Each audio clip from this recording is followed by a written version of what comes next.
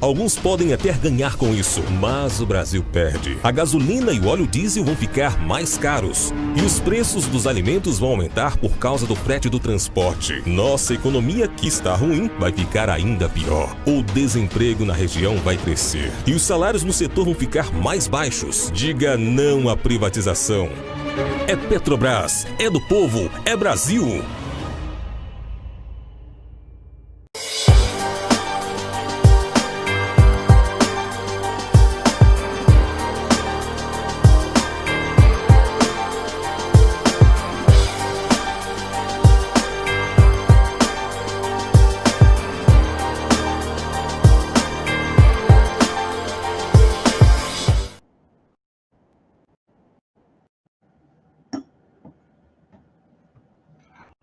Olá, saudações, bem-vindos.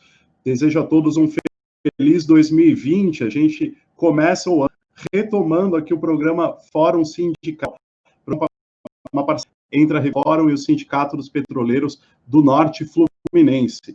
Esse ano já começou com coisas bastante importantes acontecendo, e a principal delas começou a vir à tona, pelo menos a nível mundial, começou a tomar as proporções que já tomaram a partir da última quinta-feira, que foi o assassinato do general Soleimani, general iraniano, que morreu num bombardeio dos Estados Unidos no Iraque. Isso aconteceu na quinta-feira, dia 2 de janeiro.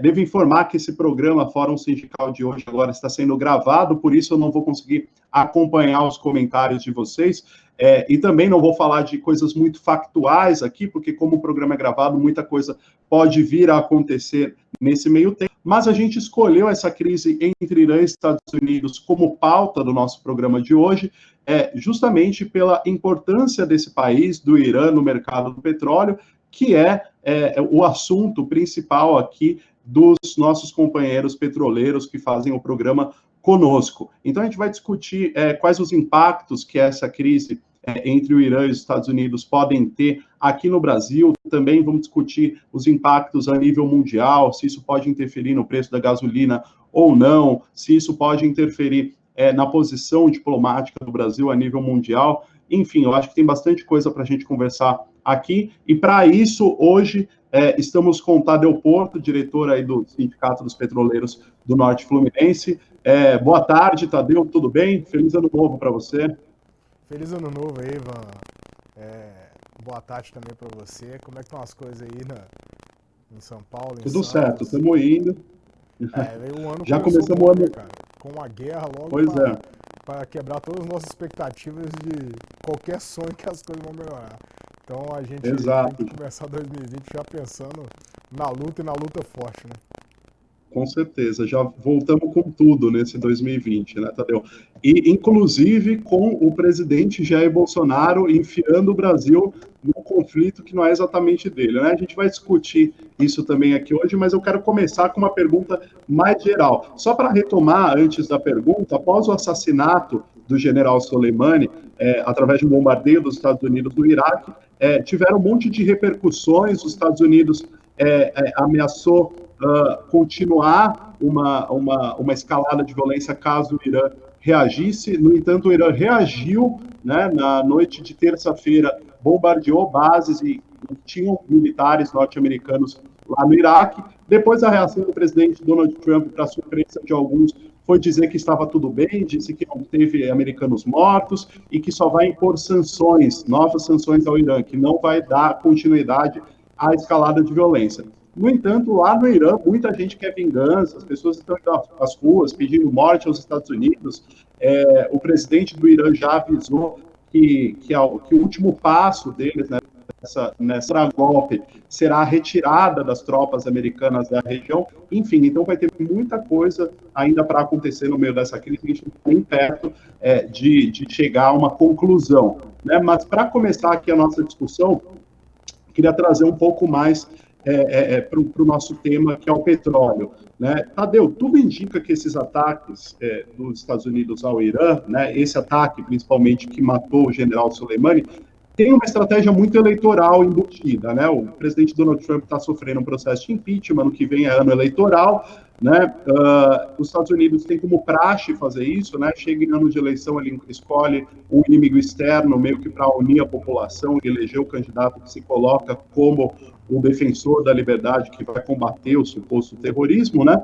Mas a gente sabe que o Irã é o 10º maior produtor de petróleo do mundo e que, historicamente, as intervenções dos Estados Unidos no Oriente Médio tem como pano de fundo a questão do petróleo. Você acredita, Tadeu, que apesar dessa questão eleitoral, o petróleo ainda está nesse pano de fundo dessa nova crise entre Irã e Rússia? Cara, eu acredito demais, na verdade, né, Ivan? Boa tarde mais uma vez.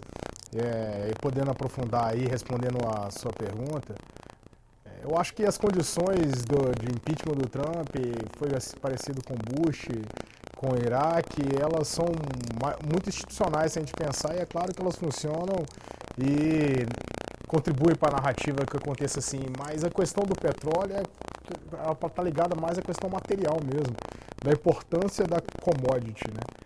A gente pega o discurso do Trump, por exemplo, e a frase emblemática que inclusive já viralizou e tá navegando por aí junto com aquele meme do Bolsonaro lambendo botas do Bolsonaro, das coisas mais ridículas que eu já vi ultimamente, é ele falando pro Irã, o Trump dando recado pro Irã: nós somos autossuficientes, nós não precisamos do seu petróleo. Quando a gente faz um recorte num discurso desse, é o homem, o cargo mais poderoso do mundo, no momento de extrema tensão mundial, então ele sabe que todos os holofotes dos 4 cantos do planeta, né, vão estar sobre ele, então ele vai chegar e o assunto que ele vai tratar não é um assunto qualquer. E ele falou do petróleo especificamente, né? O Irã não tem o poder apenas só de ser o 10º produtor, de ter uma reserva gigante, de ter encontrado uma reserva gigante recentemente. Ele tem um poder muito grande na logística do petróleo, por controlar o Estreito de Hormuz, se eu não estou enganado. Eu nunca decorei esse nome direitinho. Sei que por ali passa mais ou menos 1/4 da produção do petróleo por um estreito aí, né, de, sei lá, quilômetros. E o Irã, ele fala que realmente tem um controle pelo estreito, se ele quiser, ele para aquilo ali. E isso é um problema de ordem mundial, né? Porque primeiro que o petróleo ancora o dólar, ou seja, o câmbio está ligado ao petróleo, e segundo porque o petróleo é a maior fonte de energia do mundo mesmo. Então, certamente, cara, não vamos dizer assim, velho, fora do teatro institucional, dentro das condições materiais do mundo, o petróleo é o grande pano de fundo, né, na minha opinião, porque ele é a commodity mais importante do mundo, justamente porque ele, de alguma maneira, ele move energia, que é o que a gente está utilizando o tempo todo para tentar transformar a natureza. Então, inclusive, cara, para finalizar e passar para a sua pergunta, é importante a gente pensar como que a gente trata o petróleo aqui no Brasil, né, cara? Porque as pessoas estão meio que desdenhando: vamos vender uma refinaria aqui, vou vender um campo terrestre de petróleo aqui, estou fatiando a Petrobras, vou vender minha distribuidora. Mas é importante a gente ver o peso que o petróleo tem no mundo, né? Não é uma coisa qualquer. Você vê que na hora que foi ameaçado os Estados Unidos, o presidente do país foi lá para subir no palanque e falar: nós não precisamos de vocês, nós somos autossuficientes. O Brasil tem condição de fazer a mesma coisa? É claro que nós não somos um tipo de país que sofremos com tanto enfrentamento, não temos nenhum contingente, né? Não sei se essa palavra é certa que fala, com dívida com país nenhum, mas no soft power que nós temos, o petróleo ele entra em negociação, né? O país, ele, na hora de negociar acordos, ele disputa o tempo todo, é competição o tempo todo, né? Me admira quem é do mercado e acredita no livre mercado, abrir mão do petróleo, que é uma commodity tão importante como essa. Então é importante a gente pensar, é pano de fundo sim, e o Brasil precisa tratar com muito carinho o petróleo daqui. Pois é, né? Afinal, se o Brasil não cuidar da sua própria autonomia com relação ao petróleo, com relação à produção, refino e tudo mais, vai ter alguém que o faça, né? E não vai ser de acordo com os interesses nacionais, né? Vão ser de acordo com interesses internacionais. Isso é meio óbvio, e essa crise escancara, como você falou, né, Tadeu, o quão importante é dar uma atenção maior para a questão do petróleo e manter a soberania nacional com relação a esse tema. Então, você estava falando sobre como o Irã desempenha um poderio nessa área, né? Você falou sobre a região ali onde circula petróleo. Você colocou um dado que é exatamente isso: 20% de toda a produção de petróleo no mundo passa ali pela região do Irã. E hoje, inclusive, a Petrobras anunciou que suspendeu a circulação de navios da Petrobras nessa região do Irã, né? Justamente por conta dessa crise. Ou seja, já é uma sinalização de que essa crise pode ter impacto direto, sim, no Brasil, né, com relação a preço de combustível, etc. Só para você ter uma ideia, quando o general Soleimani foi assassinado, lá no dia 2 de janeiro, o preço do petróleo internacionalmente subiu 4%, chegando a quase $70 o barril. E o Brasil normalmente se baseia no preço internacional. Tendo isso em conta, Tadeu, é de se esperar que o preço dos combustíveis no Brasil suba por conta dessa crise, ou não? Com certeza. Muito provavelmente os Estados Unidos agora vai responder com sanções econômicas. O Irã, que obviamente está com a população, como você falou, mobilizada contra os Estados Unidos e preparado para poder alguma eventual disputa, deve responder de alguma maneira, e qualquer resposta do Irã vai afetar o barril para cima. Não tem muito segredo. Na verdade, já tem uma crise do petróleo sendo desenhada, não de agora. O que aconteceu com o Soleimani e também com a base dos ataques do Iraque não é coincidência. Por exemplo, é claro que a gente não pode ficar, né, cravando as coisas aqui, é um debate, reflexões, permite o contraditório, mas é tranquilo imaginar que isso tem ligação, por exemplo, com os ataques que tiveram na refinaria da Arábia Saudita, que não foi há pouco tempo, deve ter sido agosto do ano passado, se eu não estou enganado, quando os drones atacaram uma refinaria na Arábia Saudita, né?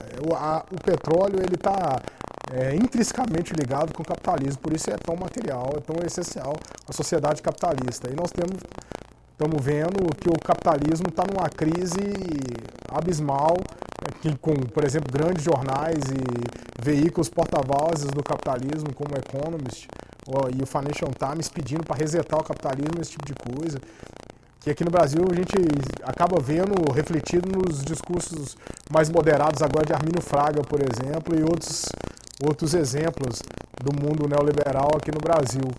E mesmo eles, do neoliberalismo mais selvagem, têm noção que o capitalismo precisa de alguma mudança. E é óbvio que o petróleo vai sofrer com isso, né? Nessa maneira. E é aí que é tão estratégico para a gente, né? Poder ter controle desse mercado, ter controle desse petróleo. E dessa fonte de energia tão importante. E é claro que além da crise do bolso mesmo, velho, que vai aumentar o preço da gasolina, vai aumentar o preço do diesel se o governo não intervir, e com isso o Brasil pode entrar numa crise com uma próxima greve dos caminhoneiros, e que nós petroleiros também estamos preparados para fazer como tivemos em 2018, caso a gente consiga ter mobilização e veja que o ambiente é favorável para poder se juntar ao movimento nacional. Até a questão política mesmo do Bolsonaro ter arrastado o Brasil, né, cara, para essa crise, porque ele sentar, fazer uma live, anotando a live do presidente dos Estados Unidos, é tipo uma prova de submissão absurda, cara, absurda. E com isso o Brasil acaba entrando na rota, né, velho? E pode ter consequências do que acontecer. Inclusive dentro do mercado com sanções econômicas mesmo, do agronegócio ou mesmo do petróleo, onde o Brasil e o Irã têm certa relação. Então é óbvio que nós temos que olhar com essa crise com o olhar amplo de tentar entender o que está acontecendo, mas os impactos aqui vão ser diretos e vão acontecer com certeza. Sim, legal, Tadeu. Só um aviso aqui para quem nos assiste, para quem entrou agora aqui no nosso vídeo, estou avisando que essa entrevista, na verdade, esse bate-papo está sendo gravada, então eu não vou conseguir interagir com quem mandar comentários, com quem fizer postagens aqui no nosso chat, mas se você está vendo esse vídeo e não é inscrito ainda no canal da Fórum, eu peço que se inscreva, aperte o sininho para receber todas as notificações e assim não perder nenhum programa que que veiculamos aqui no nosso canal, como este, o Fórum Sindical, uma parceria entre a revista Fórum e o Sindicato dos Petroleiros do Norte Fluminense. Tadeu, você estava falando há pouco sobre o impacto político, né, dessa posição do Brasil com relação à crise Irã e Estados Unidos. Agora, com relação ao preço da gasolina, que deve aumentar, o preço dos combustíveis, no geral, que deve aumentar com a crise, isso também gera um impacto político, né? Porque Bolsonaro já vem tendo sua imagem desgastada desde que começou o mandato, sua desaprovação, a insatisfação popular só cresce, né? E isso vem acompanhado do aumento do desemprego, aumento do preço do gás, aumento do preço do próprio combustível, que já vem aumentando nos últimos meses, enfim. Se esse impacto chegar, se esse aumento no preço chegar com força aqui no Brasil, e diante do desgaste da imagem do Bolsonaro, na iminência, por exemplo, de greve de caminhoneiros, de uma insatisfação maior da população, caso o preço dos combustíveis aumente ainda mais, você acha que o Bolsonaro possa vir a ser pressionado a intervir novamente no preço dos combustíveis? Eu acho que sim, acho que vai ser uma disputa muito importante para o futuro do país, sabe, Ivan? A disputa política é óbvio que está no espectro de poder, apesar do país estar polarizado, está no espectro de poder um pouco mais fragmentado, né, do que o normal. Lula e Bolsonaro, eles dominam tanto o ódio quanto o amor de todo mundo, né? E por isso diversas pessoas acabam aparecendo querendo ser centro e esse tipo de coisa. Como o Luciano Huck é um nome, João Dória é outro nome, Rodrigo Maia é um outro nome para poder fazer isso. Então vai ser uma questão de apelo popular mesmo, porque parte dos caminhoneiros é parte da base social do governo, apoia mesmo o presidente Jair Bolsonaro contra um desejo do mercado que é pegar o petróleo brasileiro. E aí eu sou daqueles que fazem coro que toda a crise que nós vivemos, ela tem, é claro que ela é complexa demais e tem diversas variáveis, mas uma das variáveis e talvez de peso mais forte é a questão do petróleo no país. O pessoal não ficou satisfeito com a lei da partilha, não ficou satisfeito com a descoberta do pré-sal, não ficou satisfeito com o fato dos poços do pré-sal serem dos mais rentáveis do mundo. Para extrair barril de petróleo, hoje o Petrobras está gastando o mesmo tanto que uma empresa saudita gasta, que é um dos lugares mais fáceis de pegar petróleo. Ou seja, o pré-sal é um sucesso total e todo mundo está de olho nele. E por isso que o mercado pressiona e pressiona tão forte. Se a gente parar para pensar um pouquinho, qual que é a lógica de vender refinaria agora? Não pode esperar um ano para debater mais refinaria? Sobre a importância de refinar aqui dentro, da autossuficiência do país, criar audiências públicas, conversar com as cidades, como nós petroleiros estamos tentando fazer, diga de passagem, do impacto fiscal nas cidades, porque tudo está sendo feito de modo a Bangu, porque a galera viu que tem a janela de oportunidade, sem a menor necessidade. O Brasil tem N outros debates para fazer, muito mais importantes do que entregar refinaria nesse exato momento. Porque se a gente precisa de uma coisa, é a Petrobras para poder intervir nos preços. Essa pergunta sua, Ivan, vou finalizar respondendo ela de maneira muito objetiva. O presidente Bolsonaro só pode intervir no preço da gasolina por causa que a Petrobras é estatal. Se as refinarias forem vendidas, ele não vai ter controle nenhum.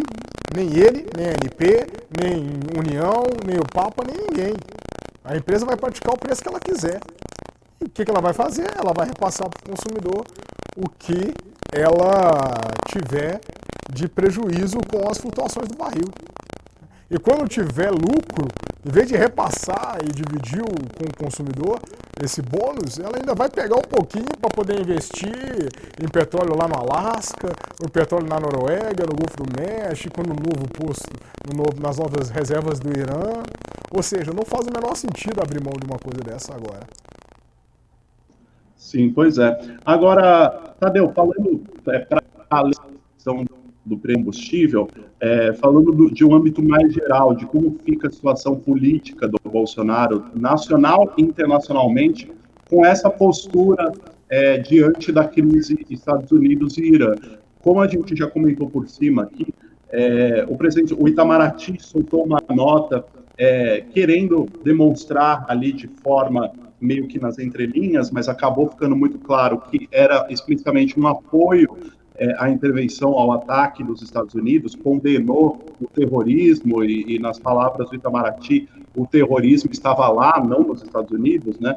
Enfim, e além disso, o presidente Jair Bolsonaro atendeu prontamente um pedido do presidente Donald Trump de o Brasil sediar um encontro aí, uma reunião de países basicamente anti-Irã, né? Não é, na verdade, uma reunião de conciliação com o Irã, é uma reunião que vai trazer representantes de países que estão do lado dos Estados Unidos nessa intervenção, então não há uma postura livre de mediação, né? Como você falou, acompanhou o presidente Jair Bolsonaro fazendo uma live da entrevista do presidente Donald Trump, algo bem submisso mesmo, enfim.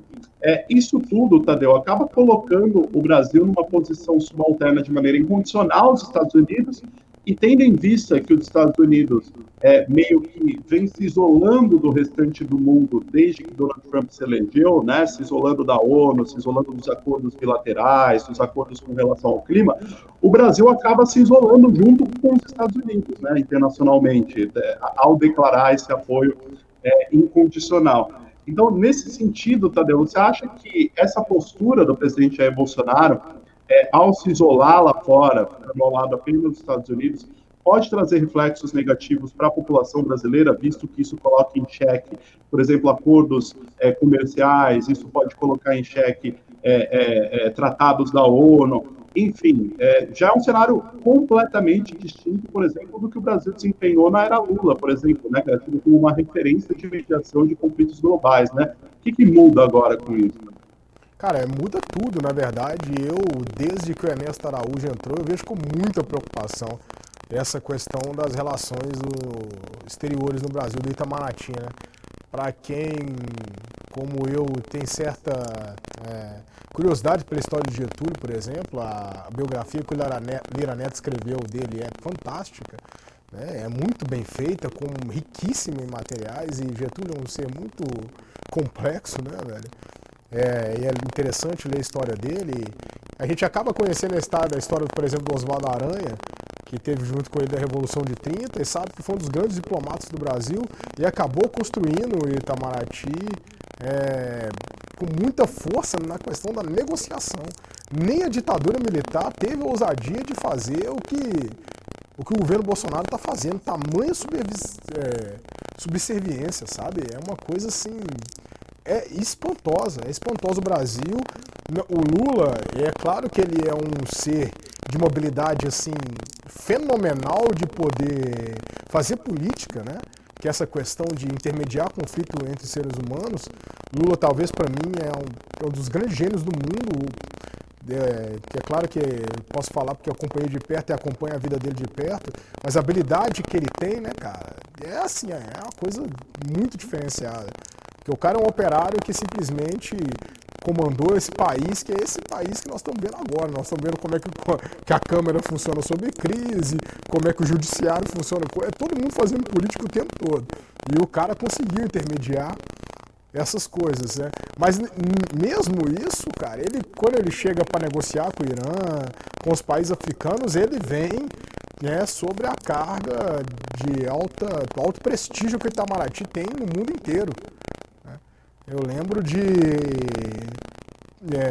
da posição do Brasil com o Kosovo, por exemplo. Já tive a oportunidade de morar na Sérvia em 2009 e ter certa curiosidade com o que aconteceu na região, e o Brasil foi um dos países que teve um discurso bem moderado na questão de Kosovo, na discussão daquela questão. Quem não lembra, a Sérvia em 1999 foi atacada pela OTAN e naquele tempo, com toda aquela crise na Iugoslávia, ela representava o que o terrorismo, de certa maneira, né, guardado as devidas proporções, o que o Oriente Médio, o terrorismo do Oriente Médio está representando agora. Então, eu não consigo, cara, nem pensar nos impactos de longo prazo disso, porque eu acho que o Itamaraty ele tem uma tradição tão grande que o Ernesto Araújo vai ser tido só como uma perturbação, e nós vamos ter esperança disso, né? O cara é otimista. E nós vamos conseguir passar e com a nossa imagem, continuar com a nossa boa imagem, mas certamente o que o Brasil fez agora, foi praticamente o único país que reconheceu como certo a atitude do Trump, uma coisa que deixou o mundo inteiro estarrecido, porque ele matou um general, né, cara, em outro país, um cara iraniano, uma figura importante, matou no Iraque, sabe, tipo, praticamente jogando as favas qualquer lei internacional, qualquer ética internacional para mostrar o poder tá comigo e eu posso fazer o que eu quiser nessa bagaça, entendeu? Então, e o Brasil igual, sabe, parecia um chihuahua, sabe, balançando o rabinho, né? Nada contra os chihuahuas, os cachorros super fofos, né? Mas, pelo amor de Deus, a subserviência é demais. Apareceu já dando nota a favor do Irã, enfim, é de preocupar demais. Eu acho que cada cidadão e cidadã brasileira tem que pensar nisso com muito carinho, não precisa acreditar em tudo que eu falei aqui, se bobear até errei, sabe, porque tô falando coisas que estão na minha cabeça desde 2009, mas entender a história do Itamaraty, se você souber algum livro, inclusive, para poder divulgar, Ivan, eu realmente não sei, o que entendo do que li na internet mesmo, mas entender a história do Itamaraty é importantíssimo nesse momento, porque um dos grandes legados que o Brasil tem é esse poder na negociação e não de ser um país de enfrentamento.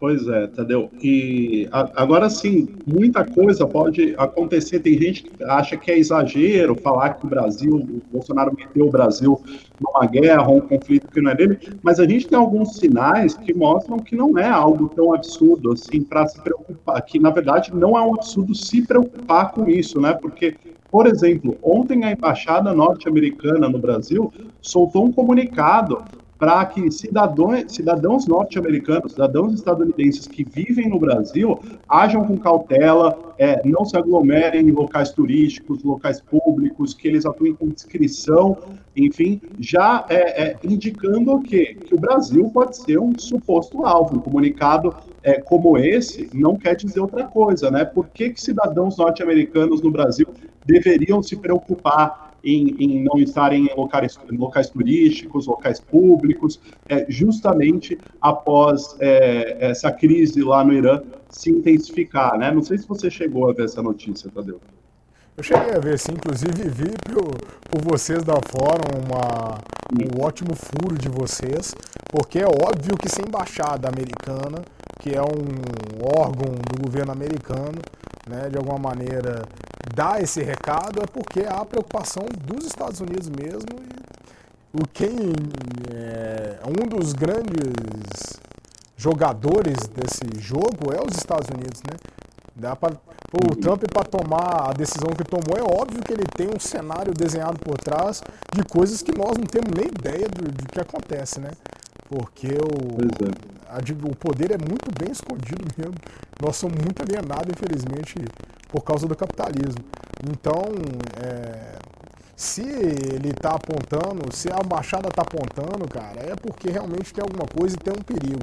E casando com essa análise que nós fazemos do novo papel do Itamaraty, tem um ano que o Brasil está mostrando uma subserviência gigante aos Estados Unidos, tanto na questão da Venezuela, tanto nos acordos que fechou. É óbvio que o mundo inteiro está de olho nisso.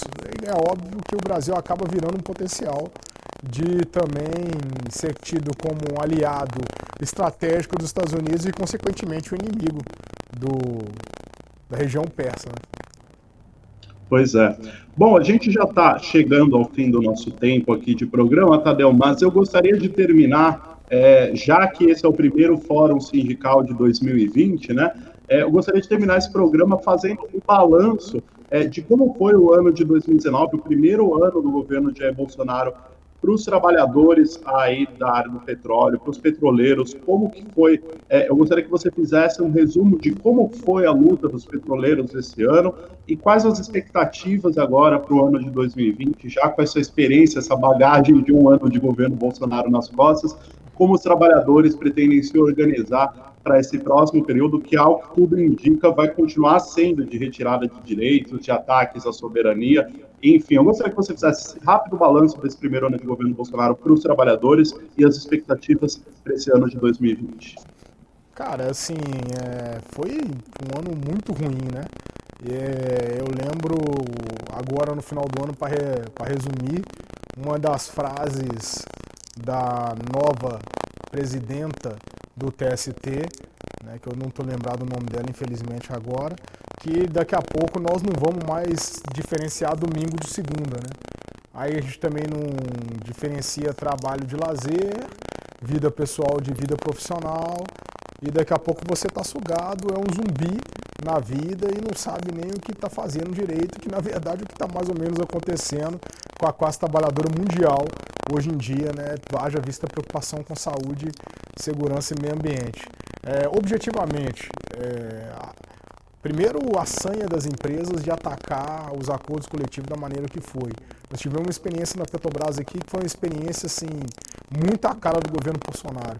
Uma falta de respeito com o movimento sindical, como eu, por exemplo, nunca tinha visto nesses 10 anos de Petrobras, né?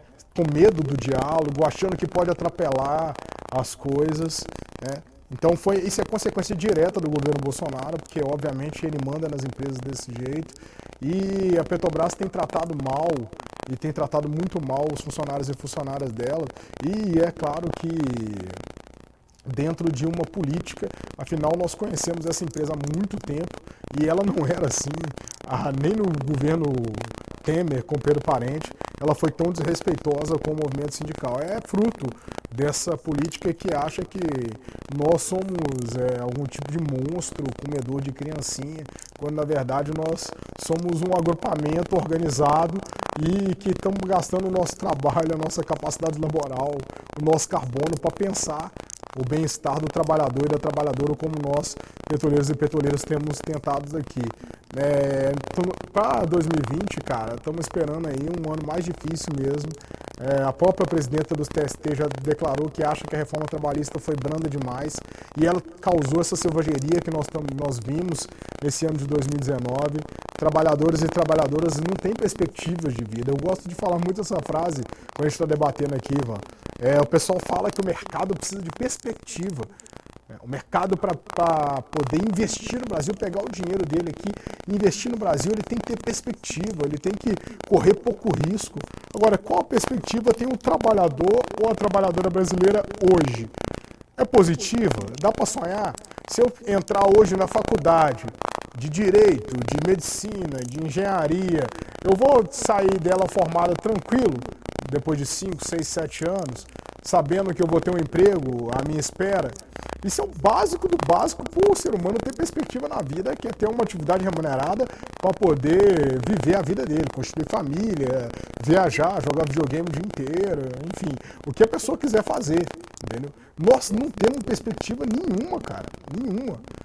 Um motorista de Uber hoje, infelizmente, ele está dirigindo no Uber, mas sob uma lógica extremamente frágil, na questão legislativa, sem proteção trabalhista alguma, nem em questões que o Estado brasileiro, por obrigação, afinal ele arrecada imposto de todos os cidadãos e cidadãs, que é o fundo de garantia, né, que tem esse nome de garantia justamente para dar perspectiva. Nem isso o pessoal pode ter da empresa, ou seja, e a Uber até outro tempo era a maior empregadora do Brasil, juntamente com as empresas de delivery, alguma maneira que está sendo uma atividade da economia que está sendo utilizada para aquecer, e ela não nos dá perspectiva nenhuma. O que o trabalhadora precisa fazer, Ivan, nesse momento é se organizar, sabe? Se porventura, por milagre, algum bolsonarista assistir esse vídeo, por exemplo, cara, fica com raiva do PT, beleza, velho, mas se organiza, pega o cara do lado, sabe? Tenta fazer uma organização com ele, uma associação. Quando os trabalhadores e trabalhadoras eles se confrontam com as contradições do seu trabalho, tenta juntar uma organização para negociar melhores condições de trabalho com você. Só esse tipo de consciência já vai ser suficiente para ajudar a gente a passar desse momento. O movimento sindical, Ivan, eu acredito, é claro que com respeito enorme a tudo que nós construímos até agora, está passando também por uma grande crise, né? Tanto a crise dos empregos, da maneira com que o emprego mudou brutalmente, com o advento aí da indústria 4.0, quanto na questão ideológica mesmo. Acredito que o novo sindicalismo, de alguma maneira, ele encerrou um ciclo e nós não estamos sabendo dialogar com a nova classe de trabalhadores e trabalhadoras, que muito deles nem se enxergam dessa maneira, se enxergam como empreendedor, como empreendedora. Nosso grande desafio é dialogar enquanto trabalhador e trabalhadora para se organizar, ir para dentro dos sindicatos, formar novos sindicatos, formar novas maneiras de organizar o trabalhador, tanto para poder dividir lazer, para poder dividir anseios da categoria, enfim. Nós precisamos se organizar para esse mundo de 2020, para esse ano de 2020 e para os anos subsequentes que vão ser tenebrosos enquanto a gente tiver uma ideologia neoliberal aí tomando conta do pensamento, do status quo do país. No mais, valeu aí. Tomara que nesse programa a gente consiga debater bem essa questão do petróleo e que em 2020 a gente possa vir aqui trazer mais pessoas para poder debater com a gente o mundo do trabalho também. Nós tivemos o maior acidente da história ano passado, nós tivemos 10 adolescentes morrendo num container e o time faturando quase bilhões e bilhões de reais e sem poder prestar assistência. Nós tivemos, por exemplo, o Corpo de Bombeiro entrando num incêndio no Rio de Janeiro e 2, 3 trabalhadores morrendo também. Aqui também na Bacia de Campos nós tivemos morte, enfim. Foi um ano difícil para a classe trabalhadora e nós precisamos melhorar isso para 2020. Com certeza. Esse ano a ideia, né, Tadeu, é a gente ampliar ainda mais o Fórum Sindical para englobar outros atores do mundo do trabalho, né? A gente está num ano que vai vir muito à tona a questão, por exemplo, de uma possível privatização da Caixa Econômica Federal, privatização dos Correios, né? O governo já está articulando a vinda de um banco chinês no Brasil, que ele praticamente substituiria o BNDES, né? Que é quem provém incentivo, empréstimo para, por exemplo, o pequeno agricultor, enfim.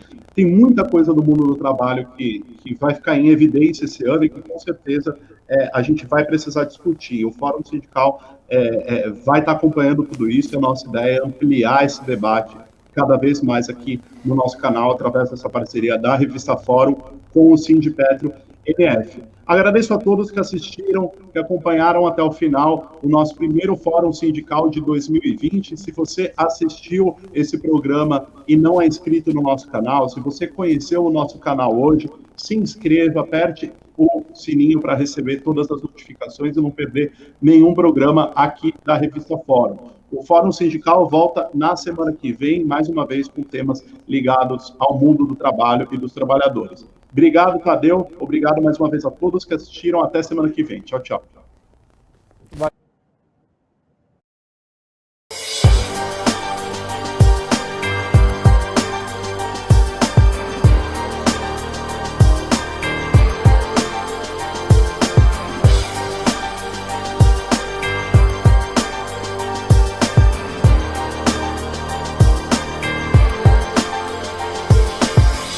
Eles querem privatizar a Petrobras. Alguns podem até ganhar com isso, mas o Brasil perde. A gasolina e o óleo diesel vão ficar mais caros. E os preços dos alimentos vão aumentar por causa do frete do transporte. Nossa economia, que está ruim, vai ficar ainda pior. O desemprego na região vai crescer. E os salários no setor vão ficar mais baixos. Diga não à privatização. É Petrobras, é do povo, é Brasil.